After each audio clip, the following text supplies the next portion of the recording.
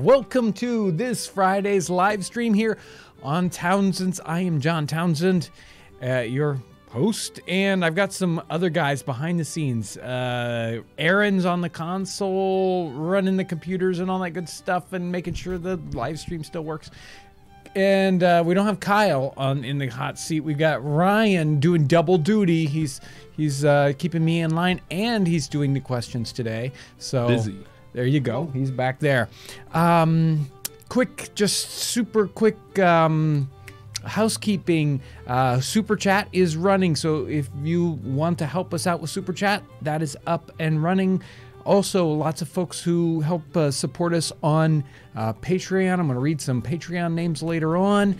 We've also got a special running right on the website, like right now. And really, I want to thank everyone who goes to the website. It's really been very, very active. In fact, we've gone way over our bandwidth limit this month. So, but keep going to the website. I love it. What else was I supposed to cover, Ryan? Just really quickly, I will be, not this weekend, but next weekend, I'll be at the Great Appalachian Homesteading Conference in Cookeville, Tennessee. What else, Ryan? Was there something else? Martin Station. Let's talk about Martin Station. Yeah. I have not mentioned yet. For the last couple of years, we've been going down to the raid at Martin Station. That's on the 14th and 15th or something like that of May. May 11th through 13th. May 11th to the 13th. So hopefully we'll be down at Martin Station. I'll be there. I think Ivy will be with me. Maybe Ryan will be there. So it should be exciting. And really, we just kind of wander around and say hi to folks and get footage. And we don't have a tent set up specifically, but it's such a great event right there at that confluence between Tennessee and Kentucky and Virginia there at the very tippy tip of Virginia. So a great event. We'll probably talk about that a little bit more as we go. So Aaron's got a link to order the catalog in the description. Okay, he just came out with a new catalog. Right, brand new catalog is out right now. There's a picture of the new catalog. If you're interested in a catalog, we're collecting names right now for another batch mailing. If you get those in right now, they'll probably go out early next week. So there's a link down in the description section. And I've already seen some Super Chat stuff coming in. If you want to talk about ways that folks can support us monetarily and not monetarily. I did already did that? I did that. See, I was looking for questions. He's busy there. See, it's hard for him to do two jobs at once. Let me do some donations. So real go quick. ahead. Go ahead. Already had some coming in. Thanks, everyone. So this one, I don't know when it came in. Julie Stevens, $25. It could have been like at the tail end last week. I think I even I think I messaged her. Oh, so, okay, yeah. Good. Well, thank you for that if you're watching. $2.99 from Memorial Squad. Okay. Thank you. Thank you. One of these has a question. Do we want to start the questions off with this one? If it's a quick one, yeah, we can do Okay, so I'll do that one in a second. So S. Barger, $10. Yes. Thank you so much. Thank you. I think you're a Patreon person, yes. Right on. And then from David Dinelli, $20. Okay. Thank you. Thank you, David. And so I'll do this question real quick. Okay, go ahead. The first settler in Chicago arrived in the 1780s and Cincinnati was 1788. Mm-hmm. I thought it was illegal in colonial times to settle west of the Appalachians. Were those people breaking the law, and did anyone try to enforce it? Does that make sense? Yeah, there were definitely settlers on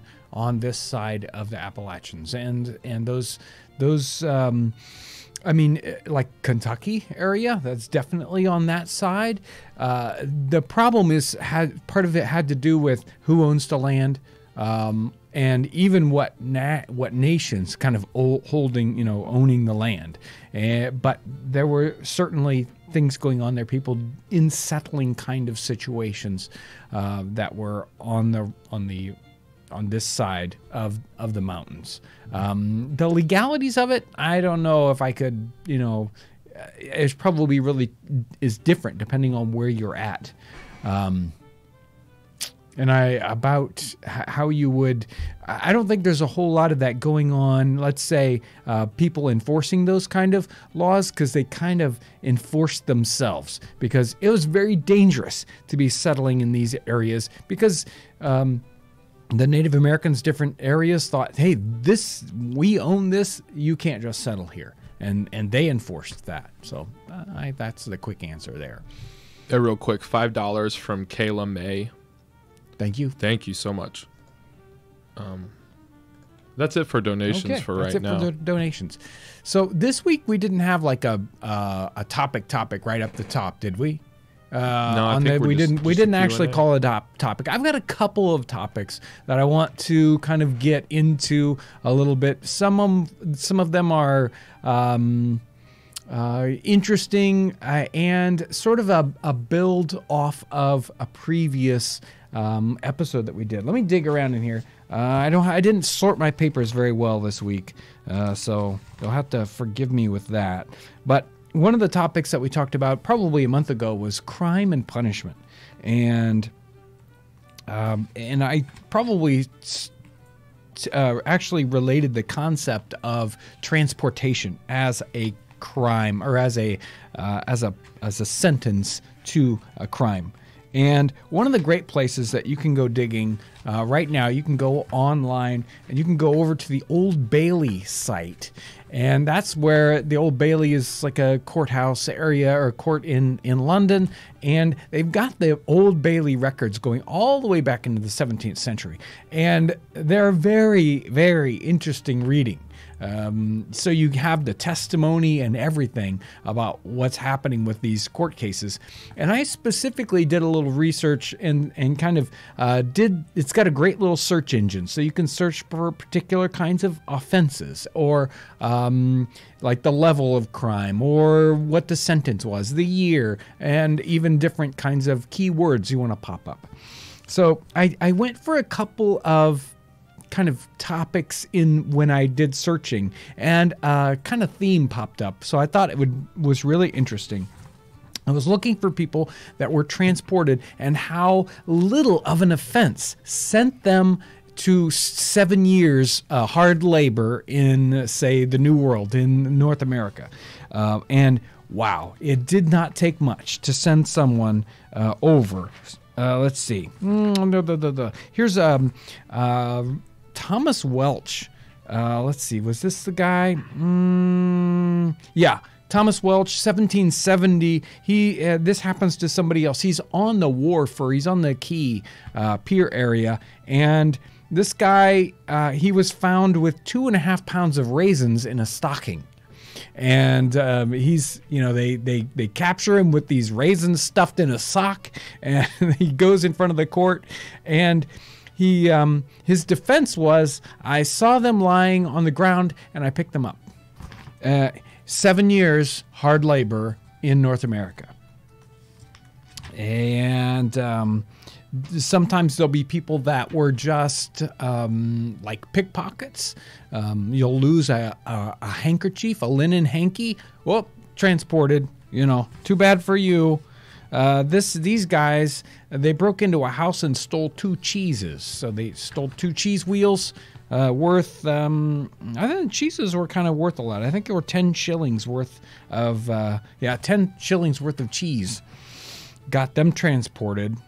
This guy was great.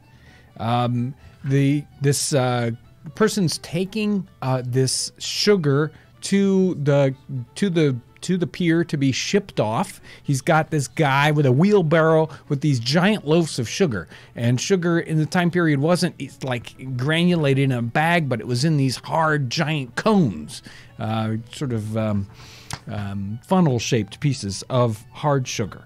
And the merchant goes off to see if the boat is ready to have his sugar loaded on board. The guy with the wheelbarrow, he's like not paying attention. Somebody pops up. What does he say here? He says, the cart person says, as I was going to remove my cart, I saw the prisoner jump up from behind it. He ran away with this lump of sugar, and I followed him, and, they captured him. It was a 35-pound lump of sugar. But as he's doing his testimony here talking about this, the prisoner pipes up with a question. He says, how could I run when I only got one leg? So this guy only has one leg, but apparently he was trying to steal the sugar. And the guy says he's got a wooden leg, but he still ran pretty fast. And the prisoner's defense here was, I was going along and I tripped over the sugar. He was transported for 7 years, hard labor. Oh. Let's see. This guy, I think he works at a place. They found they found in his clothes 21 nutmegs and some pepper, and 21 nutmegs he put it in a bag where his dirty clothes were. He thought he could hide them in there. First, he said that he didn't take them to own them. He took them to make medicine for a cold. And then later on, he says, how they got there, I know not. I am as innocent as a child unborn. My fellow servants conveyed them there in order to get rid of me. So they planted evidence on him because he is so innocent. So innocent. Somebody else, for one of these other accounts, what was it? Oh, yes. Here's the other one. This person stole raisins worth 6 pennies. 6 pennies worth of raisins. He was just kind of wandering around on the pier. Somebody yelled at him, told him to go away. And no, they caught him with some raisins. And his defense was, I did not take the plums to make property of them. I only took them to eat. So there you go. So lots of really, really great stuff. If you want to dig in the Old Bailey records, you will find some really, really funny stuff. Some very, very tragic things, of course. People getting murdered and all these kind of robberies. And, we have problems today with people breaking in and like stealing the copper out of old houses or something like that. They had exactly the same problem of usually it was lead in the 18th century. They would go and steal great sheets of lead off the roof or whatever, and they would go and sell them for scrap. Same kind of problems they had in the 18th century. All right, John, we've got a ton of donations and questions to go through. Okay, great. Pick one and go with it. Well, let me try to see where we left off. I had a few. Okay, here we go. So I'll try to sort these out by just comments and then questions. Great. So $10 from one of our favorite viewers. Max are cool. $10. Okay. Thank you. Thank you. Hi Townsend's team. Any idea of when the hobby of historical reenactment of any sort begins? Yeah, Okay. that was... 1 second, Go ahead. because that coincides with another question here that's wanting to know the history of American historical reenacting. So you can kind of do both of those. Right, and there was somebody asked. Also, I sent out the question to the YouTube list. We try to have this list where we kind of give people a heads up on things. I talked to that list today. Someone had that same question. So, I don't have a lot of specifics on that. I do have some ideas. Of course, going backwards. There was a huge surge of historical reenacting that was going on during the bicentennial. And in fact, all the people doing Revolutionary War reenacting were really kind of scared that right after 81, basically, when the last real battle of the Revolutionary War was fought, that the whole idea of historical reenacting would kind of collapse and disappear. But obviously it didn't. In fact, after that, there was kind of a resurgence. Each time we get to one of these sort of centennials, there is a flurry of activity, but it never really dies down and goes away completely. We're just done with War of 1812. That had a flurry of activity, but people are still really interested in War of 1812. People are interested in that Corps of Discovery, Lewis and Clark, even though that's over. There was certainly a lot of activity in Civil War during the 60s. That's sort of probably when the modern concept of historical reenacting really got its birth, but it goes back even further. There was certainly things going on, like at Williamsburg during the 1920s and 30s, where they were interested in doing some of those reenacting things, and that's sort of the birth of Williamsburg. I think, I'm not sure the exact time frame for that, but there was interest there. The National Muzzleloading Rifle Association, I think, was founded in 1934, so there's activity there specifically around muzzleloading guns.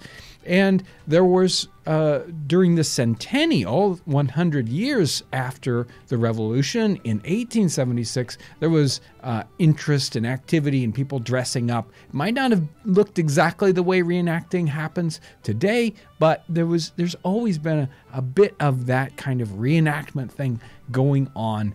So there you go. Okay, I got to get through these. Yeah, it was a long answer for a short question. Yeah, we've got a lot, so we're going to have to make some short answers happen. But thank you for all the questions and donations, guys. Yeah. So we'll just do this one real quick. $2 from Nicole Marley. Nicole, you're The asking about legend. that. Yes? She said Nutmeg Daddy shirt or riot. We don't want that.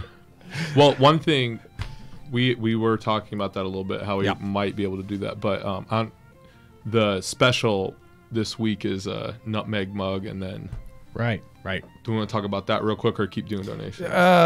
Let's when we get done with donations, we'll talk about that. Okay, cool. Okay, so And we're working on that t-shirt idea. We are. yep. Several T-shirt ideas. Yes. Okay, so 2 donations from Storm Brewer, Storm $5 and $2. Thank you. Thank you. Thanks. It seems as though you could frame someone by simply slipping a handful of raisins in their pocket. Is this accurate? It seems like it. I mean, you read these things, and many times it seemed like the evidence was pretty scant for some of these people being sent away. I'm not sure about what justice was like in London in the 18th century. Seemed pretty flimsy. $5 from Ayurus. When did the colonial ponytail fall out of men's fashion? Hair fashion is definitely changing and morphing. I think you actually see that changing right there at the same time. There's that big change, just like this outfit here is that sort of 1815, 1820 kind of thing, that 1812. There's definitely a big shift in clothing fashion, and you start to get a shift in hair fashion and facial hair fashion in that time period too. Beards and things like that and mutton chops and all that really start to become more fashionable in that early 19th century. I'll bet that ponytail disappears about that same time. Again, wigs are going to disappear at that same time. It all is changing at once there at the end of the 18th century, early 19th century. I'm going to jump in here real quick because some folks are saying, hey, answer this question. Somebody has he's got a pancreatic disorder, and he's wondering about the alcohol content in the ginger beer because he needs to know if it's safe for him. Yeah, the ginger beer, depending on how you make it. This person did donate $5. Oh, thank you. So thank you so much for that. The ginger beer definitely will have some alcohol in it. Depending on how long you let those yeasts build up let those yeasts work. So the longer you let those yeasts work, the more alcohol is going to be produced by that.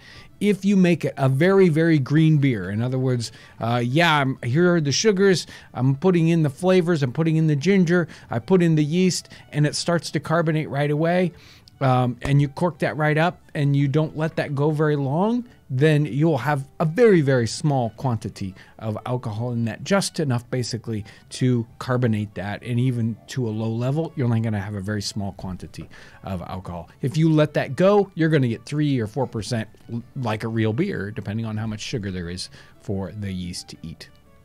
Okay, we're still going with this is just going to be the donation question day, I feel. There's like 8. We can make that happen. Okay. $25 from Sarah. Thank you, Sarah. Yes, thank you so much. Thanks, Sarah. I watch your videos and imagine my ancestors living in the Blue Ridge Mountains of Virginia. They fought in the F&I War and the Revolutionary War. Thank you for giving me a glimpse of what their lives might have been like. Yep. That's right, very close to what I'm going to be talking about during the conference there next weekend. I'm really excited. Thank you for that. Yeah, appreciate it. $5 from JT. Thank you, Have JT. you seen the TV show Frontier? And if so, would you ever consider roughly replicating the antler-handled knives from that show to sell?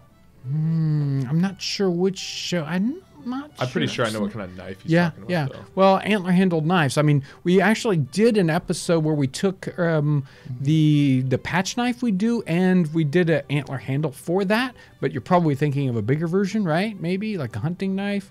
I'll see if he we kind of expounds. We have been working with a local custom knife maker about doing a short run of specialty knives. That's kind of in that same venue there. Let me see. There's a lot. I'm trying to. You're making them work hard back there. Right. That's good. $5 from Simona. What is your favorite work by Thomas Paine? Thank you, Simona. Thanks, Simona. Thomas Paine, I haven't read anything but Common Sense, so I'm not sure what to tell you. They're very, very interesting writing, and that was so incredibly important, Common Sense specifically. Very, very read. I mean, if you think about the number of literate people in the colonies at the time, it looks like basically every single one of them read that.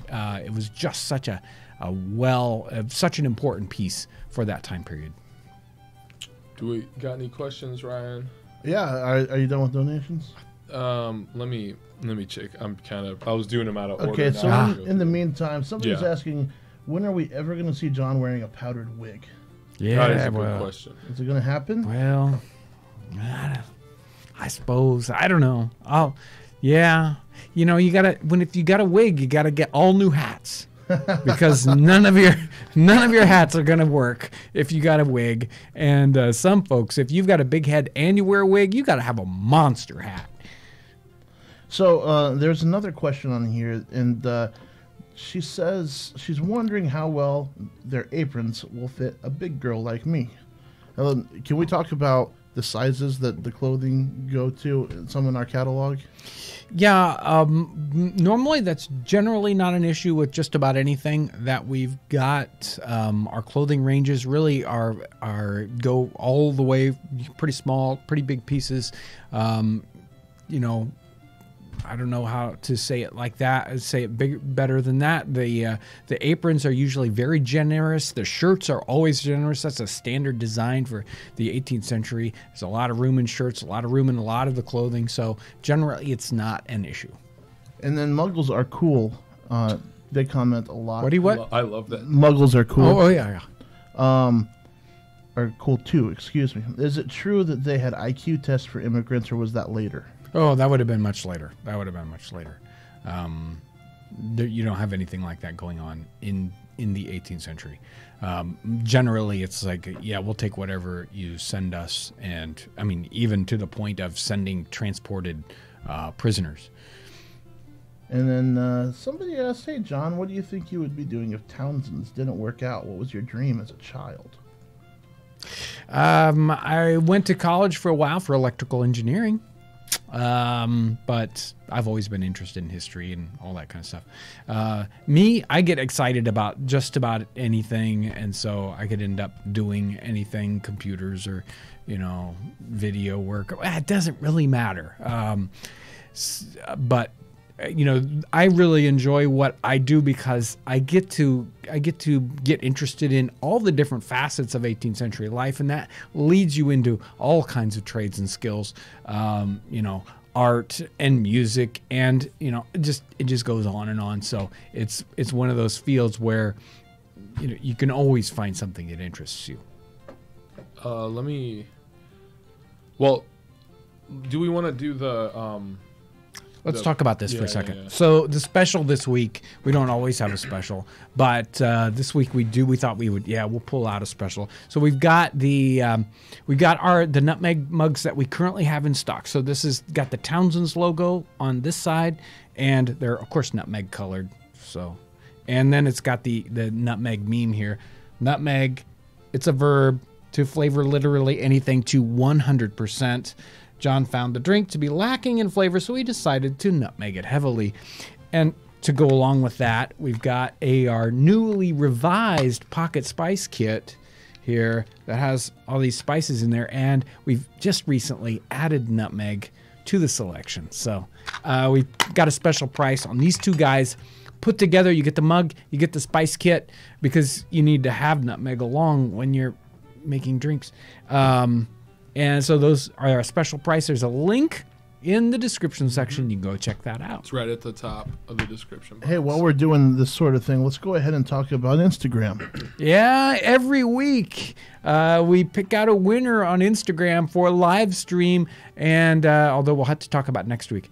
Every week, though, we pick out an Instagram winner. If you hashtag Townsend's, or if you tag Townsend's _official with anything that kind of has to do with what we do, historical things, merch things, just channel things, whatever. We look at all those that come in through the week. We pick out a winner, and then we send them a gift certificate. And this week, who's the winner? There it is. Right there. Chucky. Okay, so asparagus roll. Oh yeah, the asparagus roll. Yeah. That looked great. Yeah, they did a great job. We really enjoy looking through that, seeing how people are interacting with that, interacting with their content. It's so much fun. So if you want to participate, we'd love to see what you've got on Instagram. Just remember to hashtag Townsend's, and it makes it even easier if you use the Townsend's _official account, so we can see that on the official account too.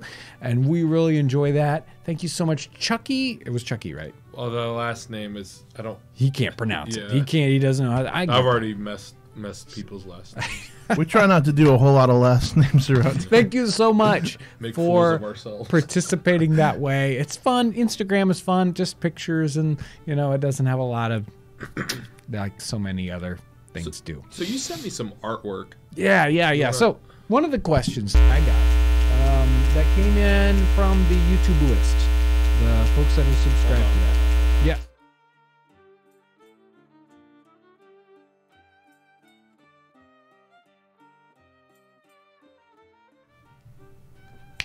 We're back. Okay. Sorry about Sorry about the audio glitch. Blame Aaron. No, don't blame me, man. Okay, so there we go. Aaron asked about questions that we had, and one of the questions that came in on the list, on the YouTube list, was this is Robert Layton. He says, how about pets? I'm sure pets generally weren't viewed as they are today. Quite true. I imagine someone with a hamster or a mouse or a rat as a pet in the 18th century. Well, actually, one of the big pets that you see in the 18th century, there's even reference to it in Peter Kalm or de Warville or one of those guys, one of those journal guys. He talks about squirrels. So you got a couple squirrel pictures up there. Squirrels. Well, I mean, it's rabbits and squirrels. And right, rabbits and squirrels. So you'll do see rabbits in some of the pictures. You see squirrels that apparently they would capture squirrels when they were babies, and they would raise them up, and then they were very affectionate little pets. I'm not sure if anybody does that today, but in the 18th century, they even had little chains and little collars for their squirrels, and some people would be able to let their squirrels go and they would come back. So some really interesting things about squirrels as pets. And you'll even see that one picture, Moreland there, where there's a man and he's selling guinea pigs. I'm not sure if they were meant for meat or if they were meant for pets. It looks like, I mean, he's showing them to children so that they're specifically meant for pets. So they certainly had some pets. You don't see too many cats. See lots of dogs, usually as working animals, but occasionally you see a dog on a poofy, like chair thing, and that's a pet dog. So certainly had pets in the 18th century, and squirrels. So when you said that squirrels were pets, Nicole Miley comments, Paul is screeching in the distance. I figured out what the audio thing was. Yeah? It's this cable right here. I bumped it again and it did it, but we're good. Okay. I just won't bump it. So this is don't pretty. do that. This is pretty interesting. I didn't know it existed, but some Rose commented in the in the thread here, and there's the Nutmeg Gallery Fans of Townsend. There's a group on Facebook. Yes, So- I think there's a fan page for the channel. I think Rose put it together? Yeah. yeah. So the Nutmeg Gallery, that's what it is, like Peanut Gallery instead of Nutmeg Gallery. Yeah, right. Yeah, if you want to go check that out over on Facebook, I just joined up. there you go. So it's a Nutmeg Gallery, all one word, or what do you do to find it? She's been posting Okay. Yeah, instructions. it's in there. Okay, It's good. in there. I'm Yeah. just There you drawing go. attention to it because I didn't know if you knew it existed. I didn't know. Okay, so let's do another question. And they're What is hating your- on me in the chat. What is your Keep least breaking the mic. favorite article of clothing to wear from the time period? What is my favorite? Yes. What is your least favorite? What do you hate to wear? Least what do I not like to wear? Well, there's none of it is annoying as far as I'm concerned, but or at least that I would say hate. But the stockings, the long stockings with knee breeches, I don't have very big round legs. I got little skinny legs, and they always want to fall down. So I've got to fight long stockings to make sure they stay up. I have to end up pinning them up into my knee breeches, or else they fall down all the time. That's the most annoying piece of clothing, I think. Somebody's asking about roles of women in the 18th century. Mm-hmm. Do you have anything on that?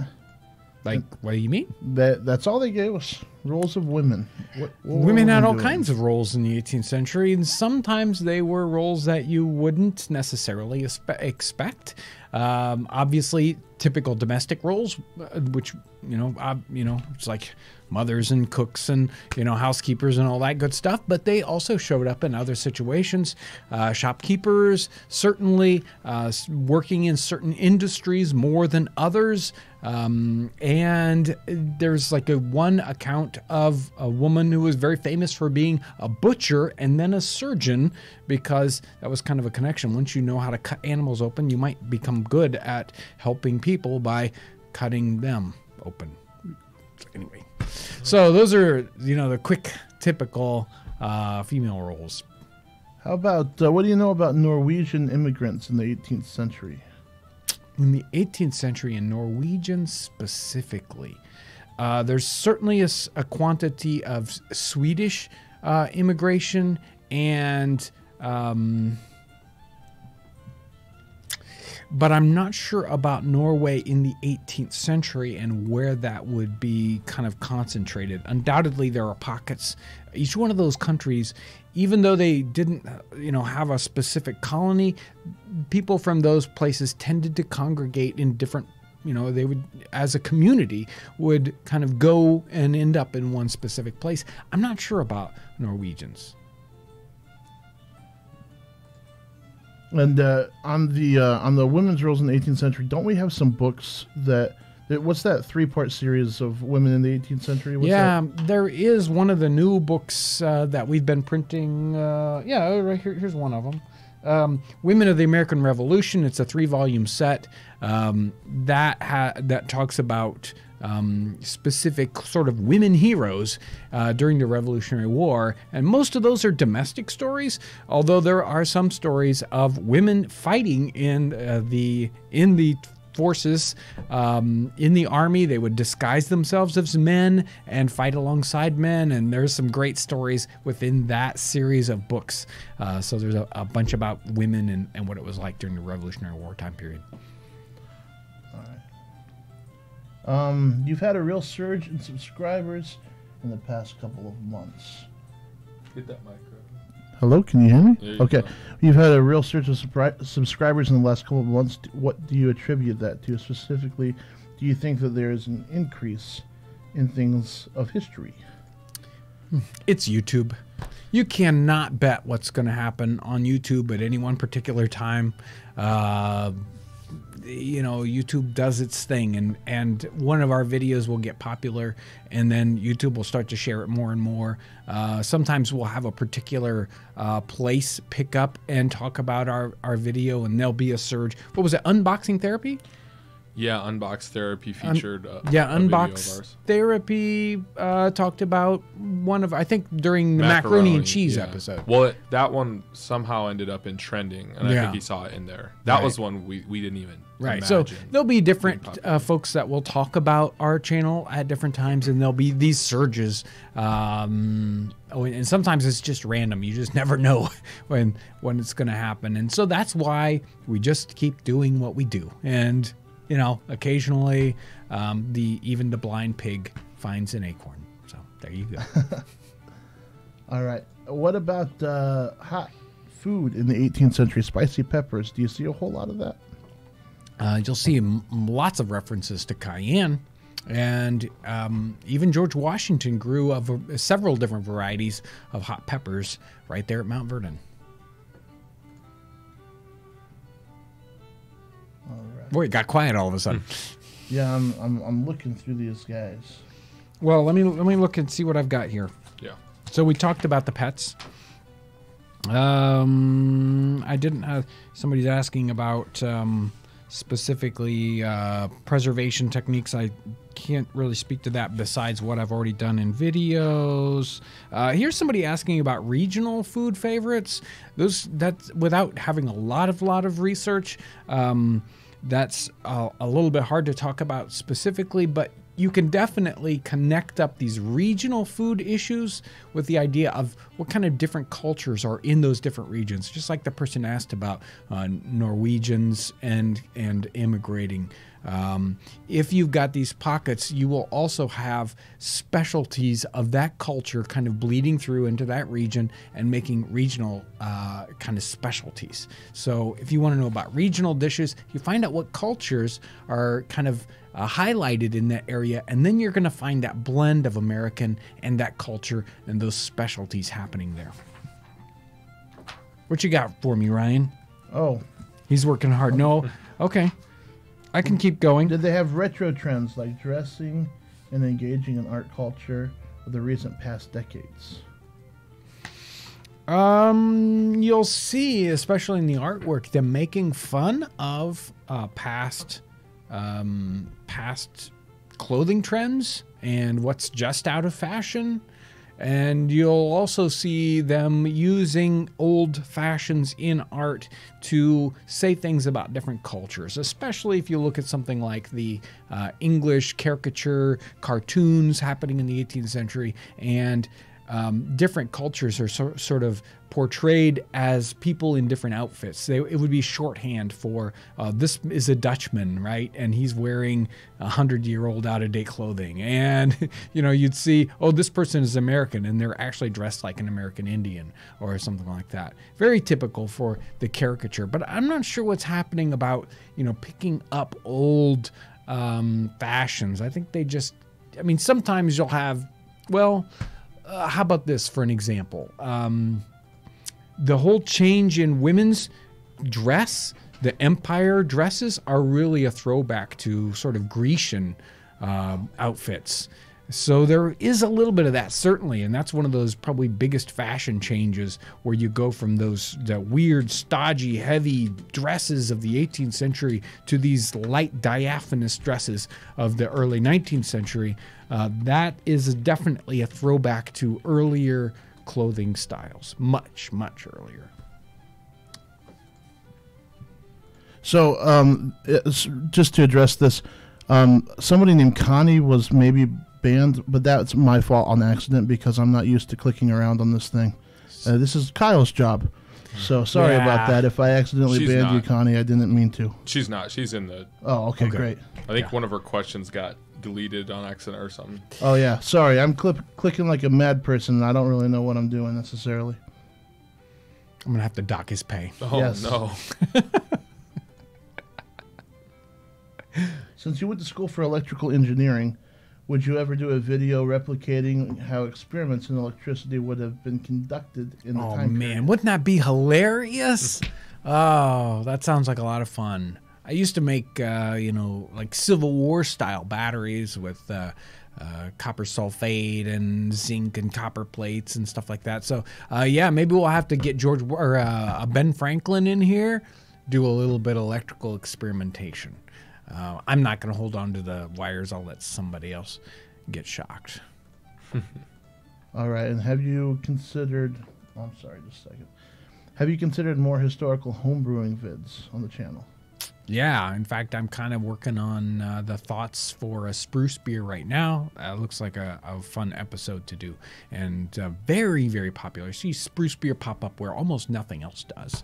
And no, I can't. Boy, I got so many crazy projects coming up right now. This next Monday, Tuesday, Ryan and I are heading off to do a special video project. I've got the conference coming up. We're going to be going to what did I say? Fort Martin Station. And then right after that, there's some kind of documentary thing that's going to be happening. I don't know what that's connected with beer.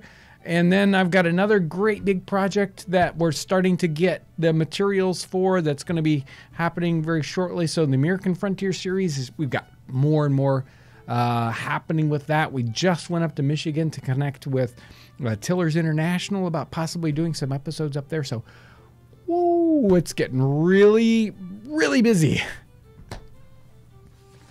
What have we got, Ryan? Oh, well, you had some Patreon names that you wanted to talk about. I had Patreon about, right? names. So yeah, we got lots of folks that help us out on Patreon, and here's a list of some brand new folks that have just started helping us out there on Patreon. Fred Barnby, Tom Sawyer, David Duplantier.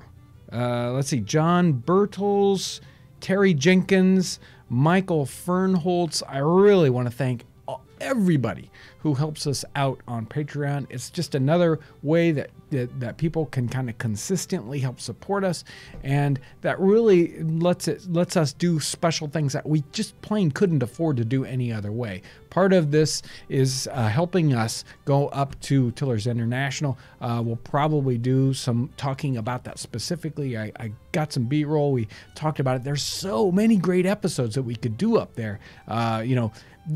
Using draft animals and lots of blacksmithing stuff, woodworking things. They do some very special programs up there about making wooden barrels, and it's just so many great things. Training oxen. It's just a great place. So we hope to be able to bring you lots of episodes up there, but it just goes on and on, really. And one of the ways that we can even just think about doing some of these episodes is because we've got people on Patreon helping support us. So I want to thank all those Patreon folks for that. Okay, Ryan, what else do you have for me? I'm looking. Okay. Did I have one other thing here? No, both of those were related to that history of historical reenacting. Oh. I did want to talk about, so if you go check out the website right now, you've probably seen I've talked about, especially in the episodes that we're doing right now, the Nicholas Cresswell Journal. We've got a bunch of brand new books that we've been working on. We talked about domestic coffee, several of the cookbooks. We've got, what is it here?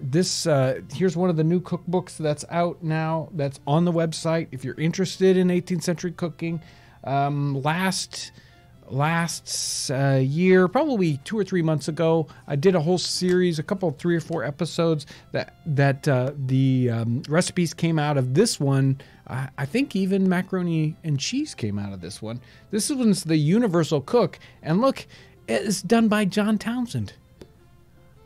My namesake is back there 200 years ago writing cookbooks.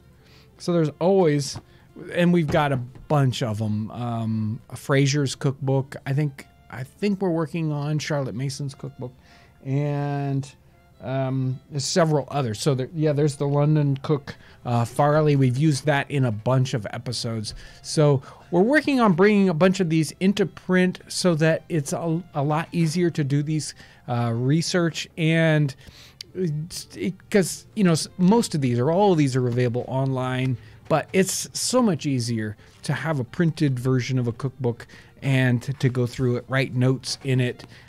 So that's why I really enjoy the printed ones. It's really hard for me to do my research unless I've got the printed ones. Sometimes the ones online are really easy because you can do searching for special words, but sometimes you just got to have a book to read. Okay, I'm just gonna go here. So we're getting some people not very happy with dodging this, and the reason I'm dodging is because of trolls, not because it's not a great question. Okay. Women's hygiene in the 18th century. Lots of questions on how women handled that, menstrual things, menstrual things like cycles, that sort of thing. You don't hear that talked about a lot in literature because it was obviously it's a sensitive topic, and just like it might be today, and so they're not going to talk about that just all the time. It's not a typical, hey, let's talk about that around the dinner table kind of discussion. You'll definitely see those things brought up in the medical books, or even in the, here we go, Complete Housewife. The Complete Housewife in the back has all these medicinal recipes in it, and you will find plenty of issues talking about, I've got bleeding that doesn't stop or whatever. So those topics show up, but how do they take care of the just the hygiene part of it? I don't have the answers for that one. It's not something I've done a lot of research on. So. There were also questions about birthing babies and what the process was for that, if it was done at home mostly. I'm assuming it was, but yeah. Did they call the doctor, or it depends on the social status of the people where they're at. If you want a quick read, and it's the one that pops into my head because I've been reading the book over and over again, and that's Nicholas Creswell's journal. Again, you would think, this guy he's like all over the place. He's going down to the West Indies, he goes into the back country, and then later on in the book, they're going through some city, and they run into this woman just having a baby on the ground. She's been thrown out, and they take care of her, and they find a midwife, even though she wanted money up front, and she was drunk and everything else, and then, there the baby gets taken care of. So there's a description right there of what's happening to an everyday, a low social status person who, I'm having a baby. What do I do? And there's a description of that happening right there in Nicholas Creswell's journal. Wow. It's been a crazy live stream, and it's time to wrap this thing up. And I really want to thank everyone. I mean, it was incredible in the super chat with all those great donations. Those all are very helpful, so I really want to thank everyone. I want to thank you for your great questions today, and there's so much to cover. All these topics just go down and down. There's more and more to cover, always very interesting, and connecting it with regular people. We talk about history here, and it's not this 10,000-foot view history or, what does the United States look like? But it ends up working into the very individuals in the 18th century. That's what that's how we connect. We connect with people, not with countries. So when we study history, when I study history, I talk about it as it connects with people whenever possible. Actual, real people. Sometimes we can forget. We can make people in history into legends or myth. But these are real people living real lives, and we can learn a lot. In fact, it's part of learning who we are is to learn about what these people's lives were like. So I want to thank you, B, for coming along with us as we study these things, we understand these things. You help us out with. Oh, we got somebody else. I'll get you at the end here. You know, you can help us out so many different ways. People help us out on Patreon. They help us out on Super Chat. You also, if you can't help us out that way, but you can share our videos. You know, this person was talking about a growth in subscriptions. It's because people share our videos. So if you want to help us that way, please help us that way. Share videos. You can send them to your friends in email, or share them on social media. That's how people find us. That's how people get interested. So I want to thank everyone for that. What did you have, Aaron? Just a couple last second donations that I want to hit before we take off. So $20 from Ed. He donated last time too. Thank you so much, Ed. Thank you, Ed. Saying thanks, John and crew. And then $5 more from Max Accrual. Thank you. So just thank you so much, everyone. Thank so you. Much. Here was $4.99 from Bing. I don't know. You're torturing him with those names. Yeah, it was about the spicy foods, but that's all I got today. Thank you so much, everyone. It was a great thank great you session. Guys all for everything you do. I hope you have a great week. I'm not sure if I'm going to be here next week. I will be at the homesteading conference. If I'm really, really lucky and I get a really good internet connection and my phone does the right thing, I might try to do a little bit of live from the site. Who knows? I can't promise, but I'll do my very best. And I hope you have a great week. See you later. Thanks for watching.